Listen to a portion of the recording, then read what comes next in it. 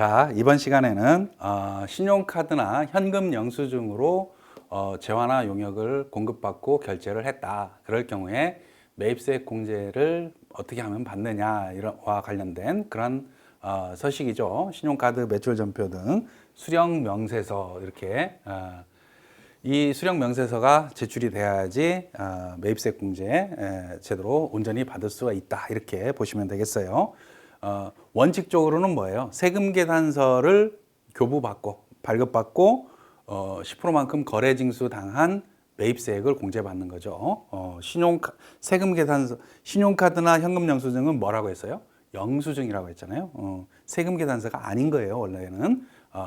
그럼에도 불구하고 공제 대상인 경우에는 신용카드나 현금 영수증으로도 매입세액 공제하는 길을 터놨다, 이렇게 보시면 되겠어요. 원칙적으로는 세금 계산서로 매입세액 공제를 받아야 되는 게 원칙이죠. 자, 이 공제 요건을 보면은 아래에 3번의 업종에 해당하지 않는 사업자, 이 3번에 해당하지 않는 사업자들이죠. 얘들은 앞 시간에서 공부한 영수증 의무 발급 사업자들을 이야기한다라고 보시면 돼요. 영수증 의무 발급 사업자들이 아닌 일반 과세 사업자로부터 재화나 용역을 공급받고 부가세가 별도로 구분되는 신용카드나 현금 영수증을 받았다라고 하면 이 두 가지 1번, 2번 요건을 충족을 하는 경우에는 매입세액 공제 받을 수가 있다. 대전제는 원칙적으로 매입세액 공제가 가능한 항목들을 이야기한다. 원천적으로 매입세액 불공제되는 항목 뒤에서 공부를 하겠지만 그러한 그 매입세액 불공제 항목에 해당하는 부분에 대해서는 세금 계산서도 매입세액 공제 안 해주는데 당연히 신용카드나 현금 영수증도 매입세액 공제가 안 되는 거죠. 그죠? 자, 수령 명세서 제출을 해야 되고 작성을 해야 되고 그 다음에 5년간 복원을 해야 된다라는 조건. 그죠? 그 다음에 영수증 의무 발급 사업자가 아니어야 된다. 공급자가. 그죠? 얘들을 보니까 영수증 의무 발급 사업자하고 일치한다라고 보시면 돼요. 목욕, 이발, 미용업자들. 그죠? 그 다음에 여객 운송업자들, 택시, 뭐 이런 애들이죠. 시내버스, 시외버스, 전세버스는 제외하고요. 입장권 발행하는 그러한 사업들. 극장에서 법인 카드로 연말을 맞이해서 혹은 어떤 특정한 기념일에 직원들하고 단체로 영화 관람을 했다. 그러면서 법인 카드를 긁었단 말이에요. 법인 카드로 결제를 했어. 매입세액 공제돼야 안 돼요? 안 된다라는 얘기입니다. 그죠? 걔들은 영수증만 발급이 가능한 회사들이니까. 그죠? 이렇게 정리를 하시면 좋을 것 같고요. 그래서 우리가 신용카드 매출 전표 등으로 매입세액 공제를 받으려면 얘들은 제외하고 얘들로부터 받으면 매입세액 공제 안 된다라는 걸 정리를 해봤습니다. 영수증 의무 발급 대상 업종 영위하는 일반 과세자, 간이과세자까지 포함하는 겁니다. 그 다음에 간이과세자 중에서는 영세한 애들, 그죠? 4,800만 원 미달 간이과세자. 얘들한테서 카드나 현금 영수증을 받았다. 매입세액 공제 안 된다. 이런 얘기입니다. 그죠? 자, 신용카드 신용카드 등으로 매입세액 공제 여부를 판단을 할 때 뭐 이런 순서라고 좀 제시를 해놓고는 있습니다. 근데 대전제는 당연히 매입세액 공제 불공제 대상이면은 신용카드 등으로도 매입세액 불공제가 되는 겁니다. 신용카드 불공제되는 항목들 보면은 뒤에서 공부하겠지만 사업 무관 지출, 불공제되는 비영업용 소형 수용자동차 구입 유지와 관련된 거, 뭐 이런 것들이 있는 거죠. 그죠? 세금 계산서 발급 금지 업종, 아까 이야기한 얘들을 얘기하는 거죠. 그 영수증만 발급이 가능한 그러한 거래처들. 그 다음에 중복해 있다.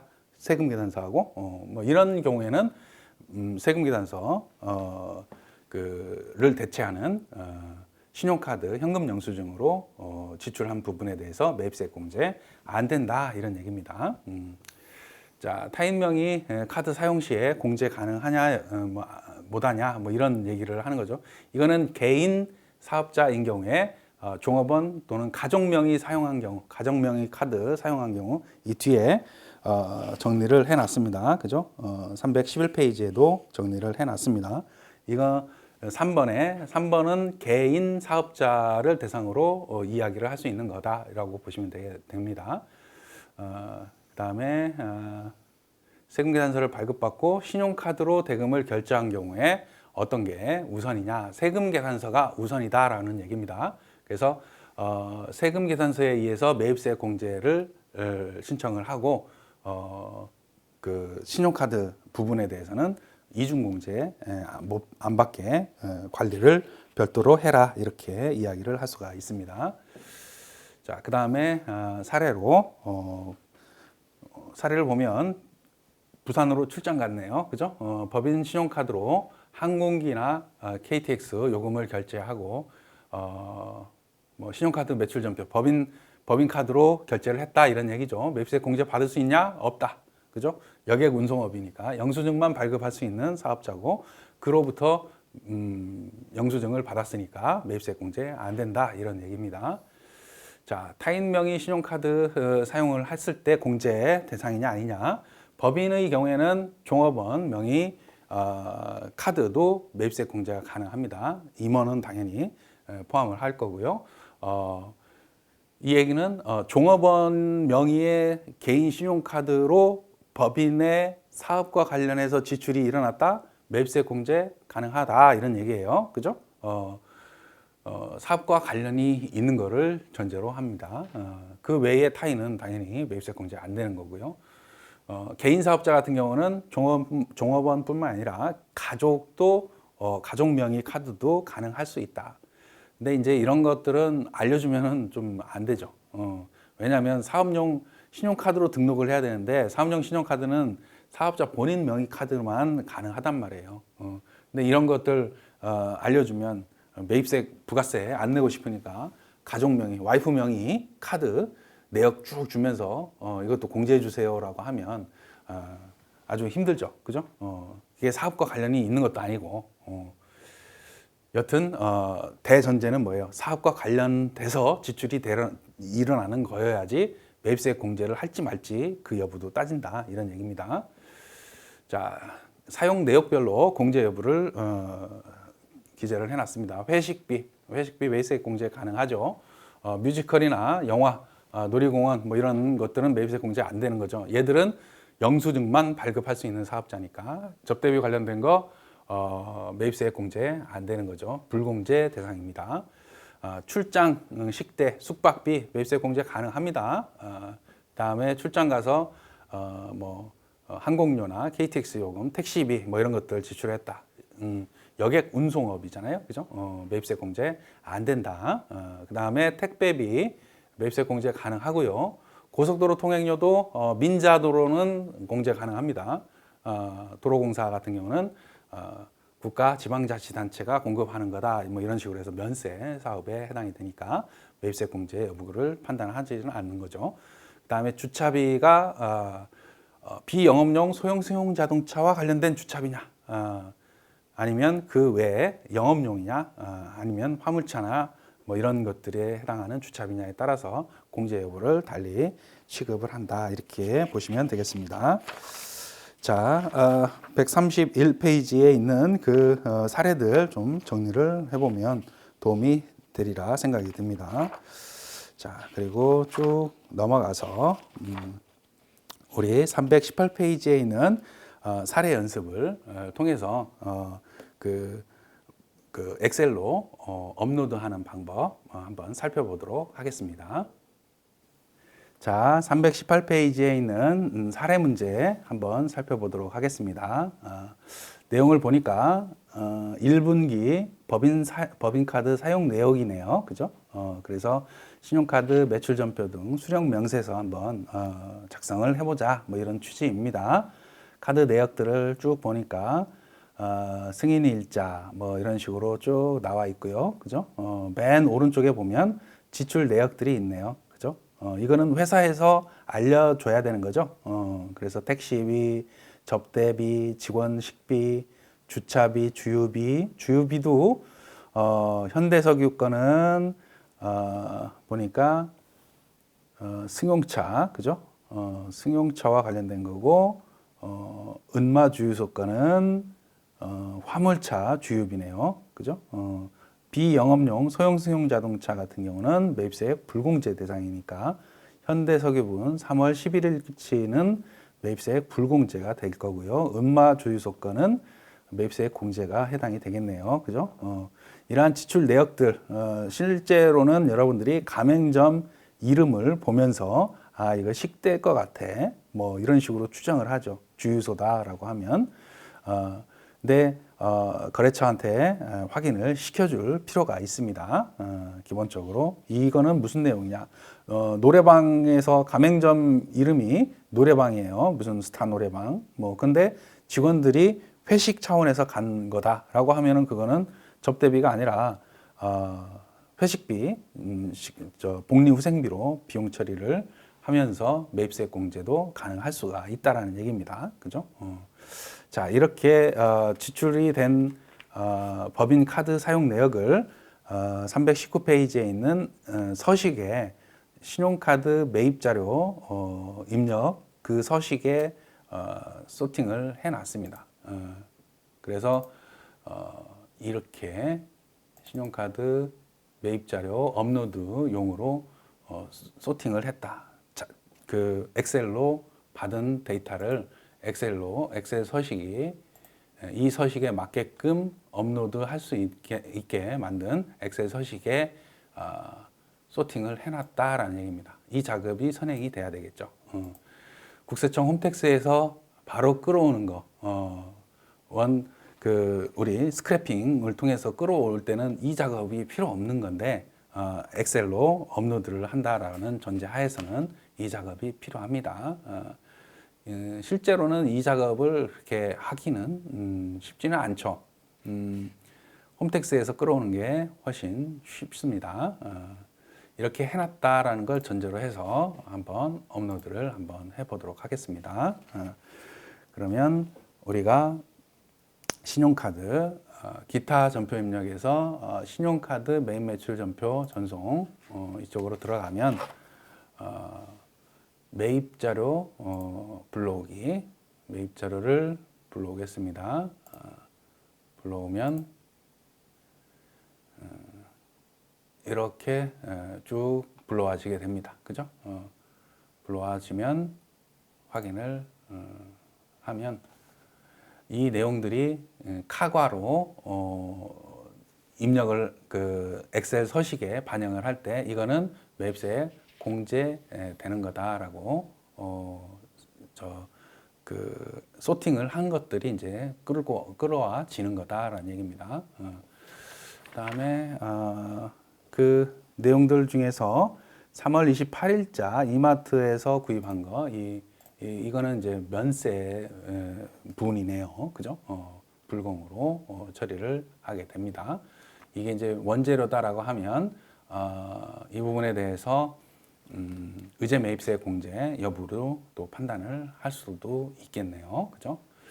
자, 이렇게 그 매입 매출 전표에 그 보내기 전에 소팅을 한번 할 수가 있겠다라는 얘기입니다. 분계를 어떻게 할 거냐, 현금, 카드, 일괄 분계 하느냐. 그래서 우리가 보면은 지금 기본적인 회계 처리는 상품으로 돼 있어요. 그죠? 상품으로 다 돼 있는데 이거는 계정 과목을 이 그 지출 내역에 맞게끔 수정을 하기는 해야 되죠. 그죠? 우선 매입 매출 전표에 입력 처리를 하고 전표 처리를 해서 거기서 변경을 하는 게 수월할 수가 있겠습니다. 매입 매출 전표에 들어가 보면 01, 03 해서 이쪽에 이렇게 쭉 들어와 있네요. 그죠? 카과로 그 다음에 이거는 카면으로 들어와 있습니다. 그죠? 근데 계정 과목들이 지금 이거는 식대인데 상품으로 일괄해서 들어온 거잖아요. 그죠? 그러면 여기에서 811 뭐 이런 식으로 바꾼다는 얘기죠. 그리고 이런 것들이 많으면 거래처 별로 소팅을 해서 우리 일괄해서 코드 변환하는 그러한 기능을 활용을 해서 바꿔줄 수가 있겠다라는 얘기입니다. 이거는 지금 이 사례는 하나씩 뭐 있으니까 일일이 하나씩 들어갈 수 있긴 하겠지만, 예를 들어서 이거 하고 그죠? 비긴 요크, 이거는 비긴 요크는 어떤 내용이었나? 우리가 그 내용을 보면 간식대네요. 간식대, 그죠? 318페이지에 이런 것들은 다 뭐가 됩니까? 그러면 보면 명동, 이거는 복리후생비, 그죠? 나주곰탕도 복리후생비, 비긴요크 복리후생비, 양평해장국 이것도 복리후생비로 처리를 할 수가 있겠네요, 그죠? 그 다음에 3월 22일에 이거는 직원 회식되네요, 그죠? 이것도 복리후생비. 이렇게 선택을 해서 이거를 뭘로 일괄해서 코드 변환을 통해서 지금 상품으로 되어 있는 거를 뭘로 81 복리후생비로 바꿔줘라, 뭐 이렇게 명령을 하는 거죠, 그죠? 이렇게 되면 바꿔져 있다, 그죠? 복리후생비로 바꿔져 있죠, 그죠? 이런 식으로 실제로는 어때요? 실제로는 양들이 엄청 많겠죠. 카드 사용한 내역들이, 그죠? 그런 것들을 홈택스에서 스크래핑해서 쭉 끌어오면 그 끌어온 내용들을 이 거래처별이든 계정 과목, 동일한 계정 과목으로 묶어서 일괄해서 변경을, 계정 과목을 수정을 할 수 있는 그런 시간들이 필요하다라고 생각을 합니다. 그래서 업로드, 엑셀 업로드 하는 것은 실질적으로는 많이 안 쓰지만 업로드를 하고 나서 그 이후에 우리가 메인 매출 전표에서 어떤 식으로 그 자료를 수정, 변경하고 확인을 하느냐, 그런 것들을 보여주기 위해서 이런 자료들을 활용을 한다라고 보시면 되겠습니다. 자, 그 다음에 그러면 323페이지 323페이지에 스크래핑 하는 것도 뭐 참고 삼아서 한번 이 회사를 하나 바꿔서 진행을 해보면 실제로는 우리가 그 원클릭 혹은 이쪽에 보면은 이제 국세청 사업용 신용카드 이런 게 있죠, 그죠? 기타 전표 입력에서 신용카드 불러오기를 하면 사업용 신용카드 범위가 조회 기간이 있죠, 그죠? 그래서 확정이냐 예정이냐 구분을 해서 아이디하고 비번이 저장돼 있겠죠. 그러면 그때 원클릭 텍스 이쪽에서 일괄해서 프로그램을 통해서 쫙 끌어오는 거죠. 홈택스로 들어가 가지고 이 거래처의 홈택스 자료들을 쫙 끌어온다, 이런 얘기입니다. 그죠? 그래서 확인을 하면 여기서 이 자료들이 기본적으로 상품으로 회계 처리가 될 겁니다. 이 자료들이 상품으로 회계 처리 될 텐데 이거를 메인 매출 전표에 보내서 거기에서 서로 수정을 하면 되겠다. 뭐 예를 들어서 거래처별로 소팅을 해서 여기서 바꿔도 되겠죠, 그죠? 여기서 일괄 변경을, 계정 과목을 변경을 할 수도 있고요, 그죠? 체크를 해가지고, 그죠? 그런 작업들이 필요하다라는 얘기예요, 그죠? 솔직히 이런 작업들이 귀찮고 시간이 좀 걸리는 작업들이다 이렇게 이야기를 할 수가 있어요.